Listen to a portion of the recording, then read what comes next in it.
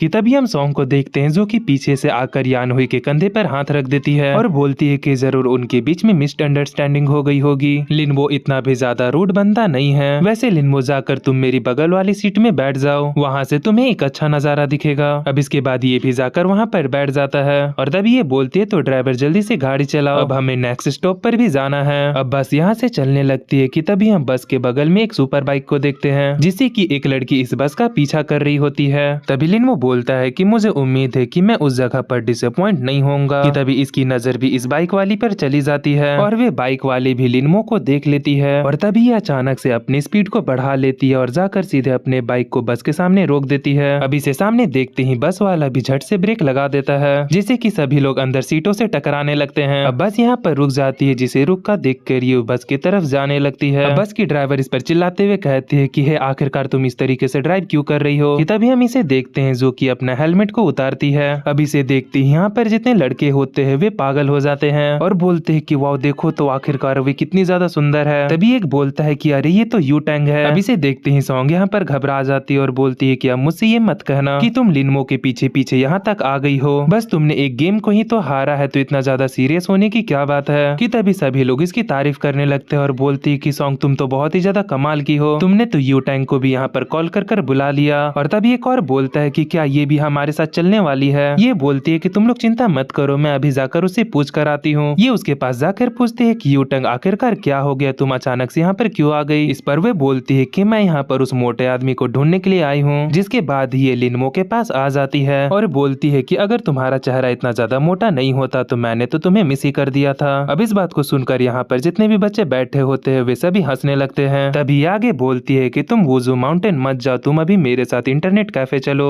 और अगर तुम ऐसा करते हो तो मैं तुम्हारी एक्स गर्लफ्रेंड के साथ तुम्हारा पैचअप करवा दूंगी जिसने की तुम्हें छोड़ दिया था। अब इस बात को सुनते ही इसकी एक्स गर्लफ्रेंड यहाँ पर चौंक जाती है। तभी इस पर लिनमो कहता है कि क्या तुम मुझे इस तरीके से परेशान करना बंद कर सकती हो। अब इस बात को सुनते ही पूरे बस में शांति सी छा जाती है कि आखिरकार इसने क्या कह दिया। और यू टैंग को यहाँ पर गुस्सा आने लगता है और बोलती है कि क्या मैं तुम्हें परेशान कर रही हूँ, और अपने मन में सोचती है कि अगर ये गेम के लिए नहीं होता तो मैं तुम जैसे मोटे बंदे से बात भी ना करती। तभी ये बोलती है कि बस तुम मुझे ये बताओ कि तुम मुझसे फाइट करने वाले हो या नहीं। कि तभी लिनमो की नजर इसके गले के एक लॉकेट पर चली जाती है। उस लॉकेट के अंदर से स्पिरिचुअल एनर्जी निकल रही होती है। ये बोलता है कि जरूर ये किसी कल्टीवेटर के हाथ से आया है, भले ही इससे अभी बहुत ही ज्यादा लो स्पिरिचुअल एनर्जी निकल रही है, पर अभी के लिए ये मेरे लिए बहुत ही ज्यादा फायदेमंद होगी। और ये अपने मन में सोचता है कि क्या ऐसा हो सकता है कि इस दुनिया में भी कल्टीवेटर है। तभी यू टैंग कहते हैं कि आखिर तुम इस तरीके से क्या घूर रहे हो, जल्दी बताओ कि क्या तुम मुझसे लड़ने वाले हो या नहीं। इस पर ये बोलता है कि मैं अपनी क्लाइंबिंग को कंप्लीट करने के बाद तुमसे फाइट करूंगा, और साथ ही अपने मन में सोच रहा होता है कि चलो क्या मैं इस लॉकेट के जरिए उस दुनिया के कल्टीवेटर के बारे में पता लगा सकता हूँ या नहीं। तभी सॉन्ग यहाँ पर आते हुए कहती है कि सीनियर क्यों ना तुम हमारे साथ पहाड़ पर चलो, हमारा गोल पहाड़ की चोटी तक पहुँचना है। अब इसका साथ देते हुए बाकी सब भी कहने लगते हैं कि हाँ सिस्टर चलो ना हमारे साथ। तभी यू टैंग लिनमो की तरफ देखते हुए कहते हैं कि क्या सच में तुम वुजी माउंटेन के टॉप तक चढ़ भी पाओगे। अब इस बात को सुनते ही सभी लोग यहाँ पर हंसना शुरू कर देते हैं। और तभी एक लड़की कहती है कि सिस्टर यू टैंग क्यों ना आप हमारे साथ चलो इस चीज को देखने के लिए। तभी हम इसे देखते हैं जो कि जाकर लिनमो के बगल में बैठ जाती है और बोलती है कि तुम्हारे अलावा यहाँ पर सभी लोग ग्रुप में हैं, तो इसीलिए मैं तुम्हारे बगल में बैठ जाती हूँ। तो ठीक है अब चलो चले, और मैं देखना चाहती हूँ कि आखिर तुम जैसा मोटा आदमी उस पहाड़ को कैसे चढ़ता है। तभी हम एक लड़के को देखते हैं जो कि यू टैंग के पास आता है और बोलता है कि सिस्टर क्या तुम्हारी जगह कुछ ज्यादा ही क्राउडेड नहीं है, मेरे बगल में अभी भी एक आदमी की जगह खाली है, आप आकर वहाँ पर बैठ सकती हैं। यू टैंग इस पर कहती है कि फुट लो, और बोलती है कि मेरी बाइक किस जगह पर लगी हुई है तो आकर इसे उठा लेना। और हम उस बंदे को देखते हैं जो कि रोते हुए यहाँ से चला जाता है। और फोन को काटने के बाद ये लिनमो से बोलती है कि क्या तुम्हारे पास भी मोबाइल है, चलो हम लोग अभी ही उस गेम को खेलते हैं। पर हम यहाँ पर लिनमो को देखते हैं जहाँ उसकी सीधी नजर उस लॉकेट पर होती है। तभी यू टैंग बोलती है कि सच में तुम कितने ज्यादा मोटे हो, अच्छा होगा कि तुम्हारे पास कुछ स्किल्स हो, वरना हारने के बाद तुम मेरे नौकर बन जाओगे। तभी यहाँ पर एक और लड़का बोलता है कि सिस्टर क्या तुम मेरे साथ भी खेलना चाहोगी। तो इस पर ये फिर से कहती है कि फुट लो। अब इससे वे बंदा भी पूरी तरीके से डर जाता है। अब इसके बाद सभी लोग लीजुआन से बात करने लगते हैं और बोलते हैं कि क्या सच में लिनमो गेम खेलने में इतना ज्यादा अच्छा है, जो कि यू टैंग ये चाहती है कि वे इसके साथ गेम खेले। दूसरा बंदा भी कहता है कि हाँ क्यों। अब इस बात को सुनकर ये कहता है कि मुझसे मत पूछे, मुझे इसके बारे में नहीं पता।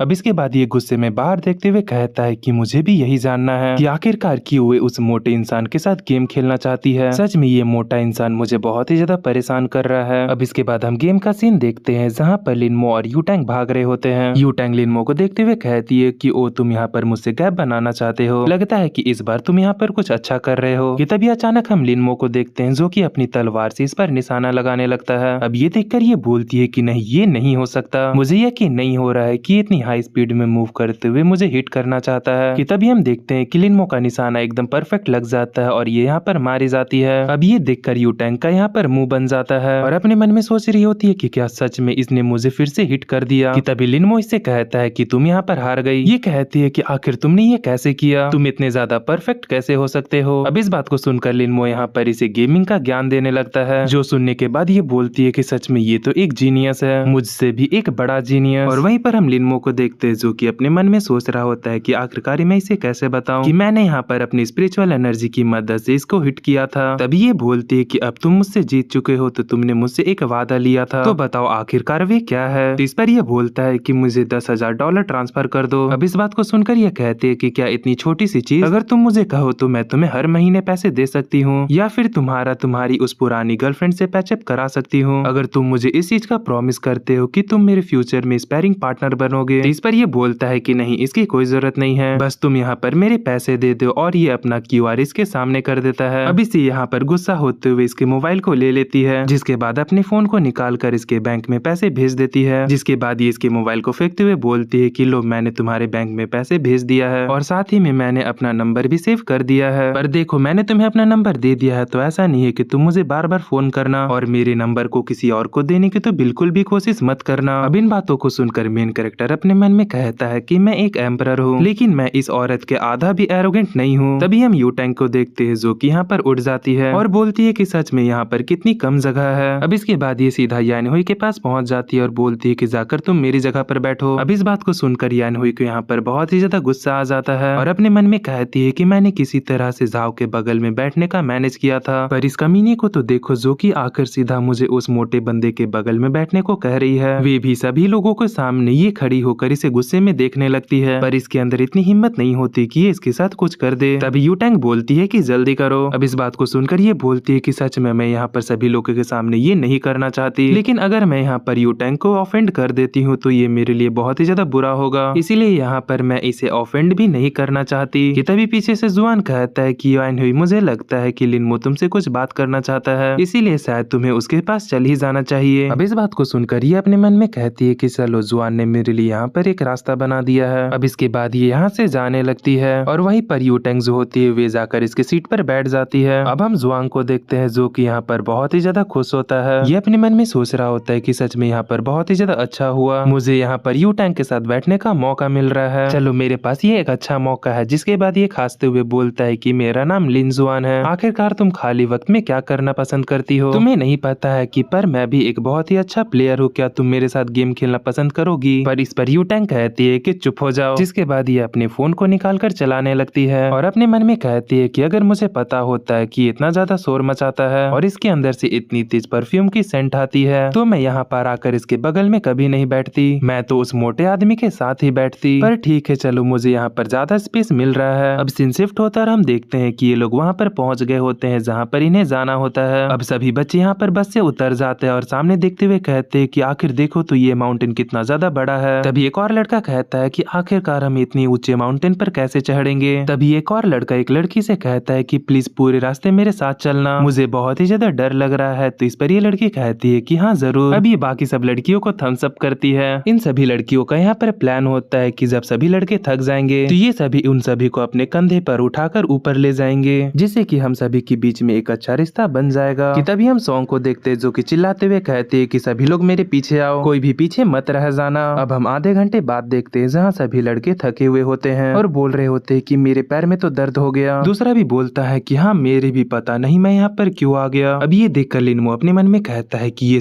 सभी तो मुझसे भी ज्यादा कमजोर हैं। ये यहाँ पर आगे बढ़ते हुए बोलता है कि छोड़ो, इससे मुझे क्या, मुझे जल्दी से टॉप पर पहुंचना चाहिए। अब इसके यहाँ से जाती है, हम पीछे बहुत सारी लड़कियों को देखते हैं, जो कि उन लड़कों के पास जाते हुए कहती है, ये कहती है कि तुम चिंता क्यों करते हैं, लाओ मैं तुम्हारे सामान को उठा लेती हूँ। और वहीं पर पीछे वाली कहती है कि चलो, अगर तुम नहीं चल सकते हो तो मैं तुम्हें अपने कंधे पर उठा लेती हूँ। हम देखते हैं कि ये सब सॉन्ग देख रही होती है और अपने मन में कहती है कि लिनमो की तो परवाह करने वाला कोई भी नहीं है, सच में ये तो उसके साथ बहुत ही ज्यादा बुरा हुआ और मैं यहाँ पर उसकी मदद भी नहीं कर सकती, वरना सब कोई मुझे उसके साथ ही समझेंगे। अब इसके बाद 20 मिनट बीत जाते हैं और हम लिनमो को देखते हैं, जो कि यहाँ पर बहुत ही ज्यादा थक गया होता है। ये अपने मन में कहता है कि सच में मैं कितनी जल्दी थक गया, और उन सभी को तो देखो, पहले वे कितने ज्यादा थके हुए लग रहे थे, पर वे सभी मुझसे आगे निकल गए। तभी हम सॉन्ग को देखते हैं, जो कि लिनमो को देखती है और अपने मन में बोलती है कि सच में लिनमो इसके लिए नहीं बना है, तो मुझे समझ में नहीं आ रहा कि वे इतनी ज्यादा मेहनत क्यों कर रहा है, पर आखिरकार मैं वही हूँ जिसने कि उसे यहाँ पर लाया है, तो इसीलिए चुपचाप मैं यहाँ पर खड़े होकर उसे इस हालत में नहीं देख सकती। अब ये लिनमो के पास पहुंच जाती है और बोलती है कि लिनमो, क्या तुम्हें कुछ मदद चाहिए? पर लिनमो इस पर कहता है कि नहीं, मुझे मदद नहीं चाहिए, तुम आगे जाओ और इस पहाड़ को चढ़ो, मैं खुद ही अकेले ये कर सकता हूँ। ये यहाँ पर अकेले आगे बढ़ते हुए कहता है कि ये मेरे सामने कुछ भी नहीं है, एक एम्परर बनने के लिए मैंने कितना कष्ट सहा है, तुम इंसान उसके बारे में इमेजिन भी नहीं कर सकते। और यहीं पर हम सॉन्ग को देखते हैं, जो कि इसे ऊपर चढ़ते हुए देख रही होती है। ये बोलती है कि यानहोई ने तुम्हें डंप कर दिया और दूसरे लड़के के साथ घूमना स्टार्ट कर दिया, तो इसीलिए तुमने खुद को चोट पहुंचाना स्टार्ट कर दिया ना। अब इसके बाद ये तुरंत ही मेन कैरेक्टर के पास जाते हुए कहती है, तो ठीक है, अगर तुम यही कहना चाहते हो कि मैं आगे जाऊँ तो मैं आगे चली जाती हूँ और हम सभी ऊपर में तुम्हारा वेट करेंगे। तो इस पर ये भी कहता है, हाँ ठीक है। अब ये जैसे जैसे कर ऊपर चढ़ रहा होता है, सभी लोग इसे देखकर कहते हैं कि देखो तो इस मोटे आदमी को देखो इसने आधा रास्ता पार कर लिया है, सच में ये तो काफी ही ज्यादा ताकतवर है। अभी यहाँ पर ऐसे ही ऊपर जा रहा होता है कि तभी अपने सामने देखता है जहाँ पर सभी बच्चे वापस नीचे आ रहे होते हैं। वे लोग आपस में बात कर रहे होते हैं कि मैं तो बहुत ही ज्यादा थक गया, चलो वापस से जल्दी नीचे चलते हैं। अब ये सभी ऐसे ही बात करते हुए नीचे आ रहे होते हैं कि तभी इतने में एक लड़की का ध्यान हमारे मेन कैरेक्टर पर जाता है और वे इसे देखकर चौंक जाती है और बोलती है कि ओ माय गॉड लिनमो, तुम तो बहुत ही ज्यादा अमेजिंग हो जो कि अकेले ही इतनी ऊपर तक आ गए। दूसरी भी कहती है कि हाँ ये बाकी सभी लड़कों से अलग है जो कि सिर्फ नखड़े करते और उन्हें कुछ भी करना नहीं आता। कि तभी सॉन्ग बोलती है कि चलो वापस चलते हैं, वैसे भी हम लोग बहुत ही ज्यादा ऊपर आ गए हैं, चलो चलकर रेस्टोरेंट में खाना खाएं। कि तभी इस पर लिनमो कहता है कि तुम लोग जाओ, मैं ऊपर जाकर यहाँ का नजारा देखना चाहता हूँ। और इतना कहकर यहाँ पर आगे बढ़ने लगता है। अब ये देखकर सॉन्ग इस पर चिल्लाना शुरू कर देती है और बोलती है कि क्या तुम अभी भी बहादुर बनने की कोशिश कर रहे हो, तुम्हारा दिमाग तो सही है ना। कि तभी यानी हुई इसे रोकते हुए बोलती है कि आखिरकार तुम उसे क्यों रोक रही हो, अगर वे अकेले ऊपर जाना चाहता है तो उसे जाने दो। अब इसके बाद 20 मिनट बीत जाते हैं और हमारा मेन कैरेक्टर टॉप पर आ जाता है। ये सामने देखते हुए कहता है कि फाइनली मैं टॉप पर पहुंच ही गया। और यहीं पर हम बगल में यू टैंक को देखते हैं जो कि इसे ऊपर में देखकर चौंक जाती है और बोलती है कि सच में ये तो काफी ही ज्यादा अमेजिंग है जो कि ये मोटा आदमी अकेले ही अपने दम पर इतनी ऊपर तक आ गया। पर इसके साथ ये काफी ही ज्यादा बुरा हुआ कि इसके साथ यहाँ पर इसके साथ ऊपर नहीं आए। अब इसके बाद हम लिनमो को देखते हैं जो कि पहाड़ी की चोटी पे जाकर ताजी हवाओं का मजा ले रहा होता है। ये बोलता है कि सच में यहाँ पर तो स्पिरिचुअल एनर्जी है, हालांकि ये बहुत ही ज्यादा कम है, लेकिन तब भी इससे मेरी ट्रेनिंग तो स्टार्ट हो ही सकती है। शायद से मैं तुमसे जीत गया हूँ डेमन लॉर्ड, अगर मैं ट्रेनिंग कर सकता हूँ तो चाहे कितना भी वक्त लगे, मुझे यकीन है कि मैं वापस से टॉप पर जरूर पहुँच जाऊंगा। ये सब सोच ही रहा होता है कि तभी यू टैंग आकर इसके कंधे पर हाथ रख देती है और बोलती है कि हे आखिरकार तुम यहाँ पर क्या कर रहे हो। इस पर लिनमो बोलता है कि मैं यहाँ पर नजारे देख रहा हूँ। अब इस बात को सुनकर ये अपने मन में सोचती है कि सच में ये मोटा आदमी बहुत ही ज्यादा बोरिंग है, इसका मोटा फेस तो हमेशा सीरियस ही रहता है। और यहीं पर हमारा मेन कैरेक्टर सोच रहा होता है कि ये लड़की कितनी ज्यादा बोरिंग है। कि तभी यू टैंग बोलती है कि हे मोटे, मैंने इस जगह को खरीद लिया है तो तुम नीचे जा सकते हो। अब इस बात को सुनकर ये अपने मन में कहता है कि ये लड़की ये कहता है कि मैं अब और भी ज्यादा नहीं चल सकता तो क्यों ना तुम मुझे उठाकर नीचे छोड़ाओ। अब इस बात को सुनकर यहाँ पर हैरान हो जाते हो, बोलती है कि क्या तुम ये चाहते हो कि मैं तुम्हें उठाऊं। ये बोलती है कि छोड़ो, आज के लिए मैं तुम्हें यहाँ पर रहने देती हूँ और इसके तरफ खाने के लिए कुछ फेंक देती है। ये यहाँ से जाते हुए बोलती है कि सच में मैं तो यहाँ पर बहुत ही ज्यादा बोर हो गई, देखो अगर कल से तुम्हें यहाँ पर रहना है तो तुम्हें मेरा कंपेनियन बनना होगा। अब इतना कहकर ये यहाँ से चली जाती है। अब उसके जाने के बाद मेन कैरेक्टर उसके दिए गए खाने को खा लेता है। अब इसे खा लेने के बाद ये यहाँ पर बैठकर अपनी ट्रेनिंग करने लगता है। अब इसके बाद हमें रात में एक रेस्टोरेंट का सीन दिखाया जाता है जहाँ पर सॉन्ग लिनमो से बात कर रही होती है और वे बोलती है कि क्या तुम नहीं जा रहे हो। लिनमो, सच में तुम श्योर तो हो ना कि तुम हमारे साथ वापस नहीं जाओगे। लिनमो कहता है कि हाँ मैं नहीं जा रहा हूँ। ये कहता है कि मुझे ये जगह बहुत ही ज्यादा अच्छी लगी, इसीलिए मैं कुछ दिन और यहीं पर रुकूंगा। इस पर सॉन्ग बोलती है तो ठीक है, अगर तुम ऐसा ही चाहते हैं तो ऐसा ही करो, और इसके अलावा अगर तुम्हें किसी चीज की जरूरत होगी तो तुम मुझे फोन कर सकते हो। तो इस पर ये कहता है ठीक है। अब इसके बाद ये अपनी आंटी को भी फोन कर बता देता है। अब ये बात करने के बाद अपने कमरे को बुक करने के लिए जाता है। ये बोलता है कि आखिर 2 महीने के लिए कितना लगेगा, जिस पर होटल वाला बताता है कि 8,000 युआन। लिनमो बोलता है तो ठीक है बुक कर दो, और ये बुक कर लेता है। अब ये इन 2 महीनों में अपनी ट्रेनिंग को करने लगता है। ये हर दिन सीढ़ियों को चढ़कर माउंटेन के ऊपर जाता है और ऊपर जाने के बाद वहाँ पर मेडिटेशन करता है और जिसके बाद घर में आकर वापस से वर्कआउट भी करता है। अब ऐसा करते हुए इसके 2 महीने बीत जाते हैं। हम सॉन्ग को देखते हैं जो कि यहाँ पर इसे लेने के लिए आई होती है। ये फोन करते हुए बोलती है कि लिनमो मैं यहाँ पर आ गई और मैं लगभग पहुँचने ही वाली हूँ, क्या तुमने अपने कपड़ों को पैक कर लिया ना। लिनमो बोलता है कि हाँ मैंने कर लिया और तुम यहाँ पर मुझे लेने के लिए आई, इसके लिए शुक्रिया। तो इस पर ये बोलती है कि इसकी कोई जरूरत नहीं, तुम वैसे भी मेरे टेबल कंपेनियन हो, तो ये मेरी ड्यूटी है कि मैं तुम्हें पिकअप करूँ। अब इतना कहकर ये फोन काट देती है और बोलती है कि तुम गधे लिनमो, मैं ये पूरी वेकेशन तुम्हें कांटेक्ट नहीं कर पाई, जिसकी वजह से यू टैंग ने मुझे बहुत ही ज्यादा सुनाया, तो इसीलिए मैं यहाँ पर तुम्हें लेने के लिए आई हूँ ताकि मैं तुम्हें सीधे यू टैंग के पास पहुँचा दूँ। अब इसके बाद हम लिनमो को देखते हैं जहाँ उसके यहाँ पर 6 पैक बन गए होते हैं और वे अब पतला भी हो गया होता है। ये बोलता है कि इन 2 महीनों की ट्रेनिंग के बाद भी मेरे बॉडी के अंदर स्पिरिचुअल एनर्जी बहुत ही ज्यादा कम है, मुझे ऐसा लगता है कि अभी मुझे एक हाई स्कूल स्टूडेंट ही बनकर रहना होगा। अब इसके बाद हम सॉन्ग को देखते हैं जो कि इसके कमरे के बाहर आ जाती है और दरवाजे को खटखटा रही होती है कि तभी आकर लिनमो दरवाजे को खोल देता है। हम सॉन्ग को देखते हैं जो कि यहाँ पर बोलती है कि फाइनली तुम मुझे मिल ही गए, चलो अब देखते हैं कि तुम यहाँ से बचकर कहाँ जाते हो। पर ये जैसे ही मेन कैरेक्टर को देखती है ये बहुत ही ज्यादा हैरान हो जाती है और ये देखते हुए बोलती है कि ओ माय गॉड, क्या ये इस दुनिया का सबसे हैंडसम आदमी है। ये यहाँ पर शर्माते हुए बोलते है कि सॉरी, मुझे लगता है कि मैंने किसी गलत दरवाजे को खोल दिया, मैं बस यहाँ पर अपने क्लासमेट को ढूंढ रही थी। और तभी ये इसके पैर को देखती है और बोलती है कि सच सच में इसके पैर कितने ज्यादा लंबे हैं और ऊपर से ये कितना ज्यादा हैंडसम भी है। और अब तो ये इसके साथ अपना घर भी बसा लेती है। तभी ये अपनी इमेजिनेशन से होश में आती है और घबराते हुए यहाँ से जाने लगती है। यहाँ से जाते हुए बोलती है कि सब कुछ ओवर हो गया, मैंने उसे कुछ ज्यादा ही देर तक घूर लिया, उसे लग रहा होगा कि मैं कोई लस्टफुल वुमन हूँ। तभी पीछे से लिनमो इसे कहता है कि हे सॉन्ग, तुम कहाँ जा रही हो। ये पीछे मुड़ते हुए कहती है कि मुझे लग ही रहा था कि ये लिनमो का ही रूम है, क्या तुम उसके कोई फ्रेंड हो। तो इस पर ये बोलता है कि मैं ही लिनमो हूँ। अब इस बात को सुनकर ये यहाँ पर हंसने लगती है और बोलती है कि तुम भी अच्छा मजाक कर लेते हो। तभी लिनमो आगे आकर कहता है कि तुम्हें ये मजाक क्यों लग रहा है, बस मैंने यहाँ पर अपना वजन कुछ कम कर लिया है। तुम आखिरकार मुझे देखकर इतना ज्यादा सरप्राइज क्यों हो रही हो। ये बोलती है कि क्या तुमने बस अपना वेट लॉस्ट किया है, तुम सिर्फ इसे वेट लॉस्ट बोलते हो, तुम्हारे पैरों और हाथों को देखो, ऐसा लग रहा है कि तुम्हें दोबारा बनाया गया है। कि तभी लिनमो अपना सामान लेकर आगे बढ़ने लगता है और बोलता है कि अपना मजाक करना बंद करो, तुम यहाँ पर कार लेकर आई हो ना। ये बोलती है कि हाँ मैं लेकर आई हूँ। तो लिनमो बोलता है तो ठीक है चलो। अभी यहाँ पर अपने गाल को नोचकर देखने लगती है और बोलती है कि कहीं ये सपना तो नहीं ना है। जैसा इसके बात करने का तरीका है और इसका स्टाइल से तो ये लिनमो ही लग रहा है। सच में इसका मतलब है कि मैं यहाँ पर कोई सपना नहीं देख रही हूँ और कहीं इसने मेरी वजह से तो अपना वजन कम तो नहीं न किया, क्योंकि मैंने इसे एक बार कहा था कि मोटे लोगों के अंदर पोटेंशियल छुपा रहता है। ये यहाँ पर खुश होते हुए बोलती है कि सच में ये तो बहुत ही ज्यादा अच्छा हुआ, मैंने लिनमो की पास्ट में कभी भी बेइज्जती नहीं की है, मुझे लगता है कि मैं लिनमो के काफी ही ज्यादा करीब हो सकती हूँ। इस पार्ट की शुरुआत में हम देखते हैं जहाँ पर वे ये सब सोचकर बहुत ही ज्यादा खुश हो जाती है, जिसके बाद ये आगे बढ़ते हुए बोलती है कि लिनमो लाओ तुम अपना बैग मुझे दे दो।